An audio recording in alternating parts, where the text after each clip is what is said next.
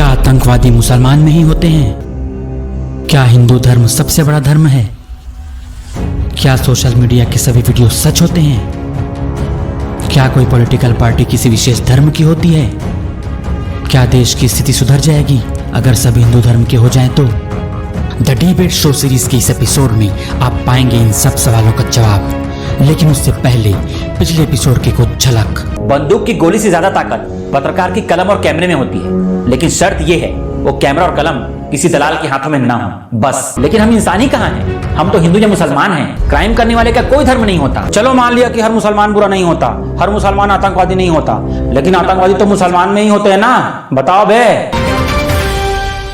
अब देखिए आगे। आतंकवादी के माथे पर तो लिखा होता है कि वो मुसलमान है। आप भी अजीब बात करते हैं तिवारी जी।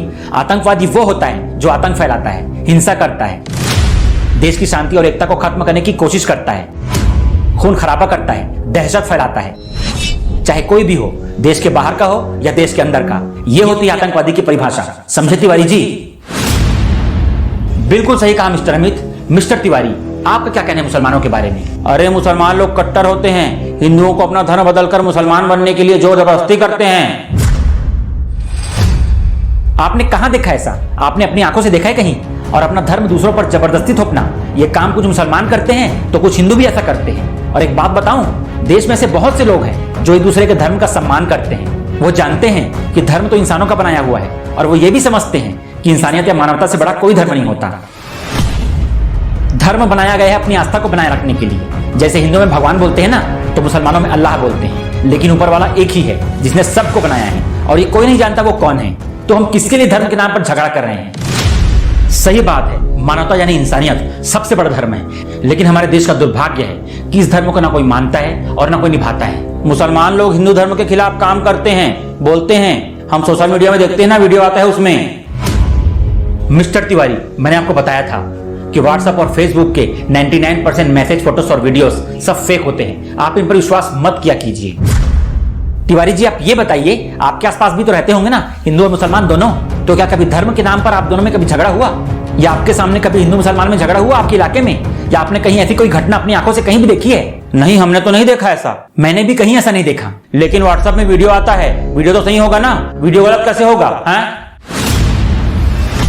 व्हाट्सएप फेसबुक में आपको ऐसी बहुत सी वीडियो और ऑडियो देखने मिलेगी जिसमें एक मुसलमान कुछ गलत कर रहा है या गलत बोल रहा है, और जिसमें यह बताया जाता है कि यह हिंदुओं के खिलाफ साजिश हो रही है। आपको पता है, ये जितने भी वीडियो सोशल मीडिया पर आते हैं, ये सब फूट डालने के लिए, आतंक फैलाने के लिए किए जाते हैं, और इन वीडियो का डायरेक्ट या इनडायरेक्ट रूप से कोई प्रूफ नहीं होता।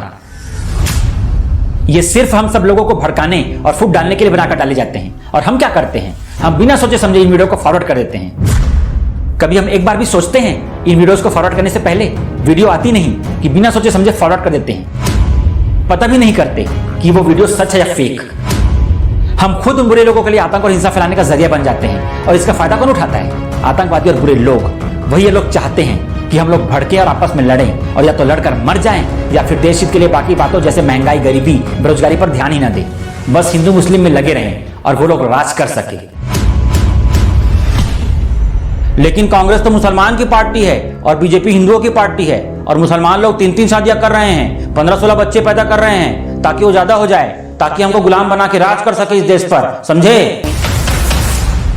मिस्टर तिवारी, मैं आपकी इस बात से बिल्कुल एग्री नहीं करता। मिस्टर अमित, आपको क्या कहना है इस बारे में? सर, कोई भी पॉलिटिकल पार्टी किसी धर्म की हो ही नहीं सकती। वो सिर्फ अपने स्वार्थ की होती है। उनको किसी भी तरह से देश की सत्ता हासिल करना होता है, देश पर राज करना होता है। और एक बात बताइए, अगर बीजेपी हिंदुओं की पार्टी है तो भारत में सख्त कानून क्यों नहीं बनाती सबके लिए कि चाहे हिंदू या मुसलमान एक से ज्यादा शादी नहीं कर सकते, 2 बच्चों से ज्यादा पैदा नहीं कर सकते? तो सरकार क्यों नहीं करती? कर देती सरकार तो किसी भी बात का टेंशन ही नहीं होता, ये हिंदू मुस्लिम झगड़े की बात ही नहीं होती। लेकिन सरकार ऐसा नहीं करती। अगर कर देगी तो उनके पास कोई हथियार ही नहीं रहेगा सत्ता हासिल करने के लिए। इसलिए बोल रहा हूं कि कोई भी पॉलिटिकल पार्टी सिर्फ अपने स्वार्थ की होती है। बिल्कुल मेरा भी यही मानना है mister Tiwari and mister Amit. अरे भाई, लेकिन हम अपने हिंदू धर्म और अपने भगवान की रक्षा करेंगे ना? करेंगे कि नहीं बताओ? आप भगवान की रक्षा करोगे या भगवान आपकी रक्षा करेगा? और आप धर्म की रक्षा की बात करते हो। आपको कोई भगवान की पूजा करने से रोक नहीं सकता, लेकिन आप खुद भी तो दूसरों के धर्म का सम्मान करो, वो भी आपके धर्म का सम्मान करेंगे। अरे हिंदू धर्म सबसे अच्छा धर्म होता है, समझे? हम हिंदू हैं इसलिए ऐसा बोल रहे हैं। अगर हम खुद मुसलमान होते तो अपने मुसलमान धर्म को सबसे अच्छा बोलते। कोई भी धर्म अच्छा या बुरा नहीं होता, इंसान अच्छा या बुरा होता है। मुझे ये समझ में नहीं आता हम धर्म के पीछे क्यों पड़े हैं, क्या होगा उससे? मान लो भारत में सब हिंदू धर्म वाले हो गए, फिर क्या देश की स्थिति अपने आप सुधर जाएगी? सब अमीर और संपन्न हो जाएंगे? नहीं, कुछ नहीं बदलेगा, सब वैसे का वैसा ही रहेगा। इसलिए धर्म के बारे में सोचना बंद कर दीजिए और देश हित के लिए सोचिए, देश हित के लिए जिम्मेदारी लीजिए। हम जिम्मेदारी कैसे लें बे? क्या हम घर घर जाके राशन बांटें? आप सिर्फ फालतू के मैसेज इधर उधर फॉरवर्ड करना बंद कर दीजिए, वही बहुत होगा। और आप ही क्यों, सब ऐसा करें तो देश की आधी समस्या जो हिंदू मुस्लिम लड़ाई है ये ऐसे ही खत्म हो जाएगी। लेकिन जिस गाय को हम माता मानते हैं उसी गाय की हत्या करते हैं मुसलमान लोग। गायों की हत्या करने वाला भी हिंदू या मुसलमान नहीं होता, सिर्फ वही होता है जो गाय के शरीर के चमड़े और हड्डियों का बिजनेस करता है। और मैं तो ये चाहता हूं कि गाय के शरीर से बने हुए सामानों का बिजनेस बंद हो जाए। तो ऐसा क्यों नहीं करती सरकार? चाहे तो कर सकती है ना, लेकिन नहीं करती, क्यों? और मुसलमान लोग गाय का मांस खाते हैं, उसका क्या? जवाब दो।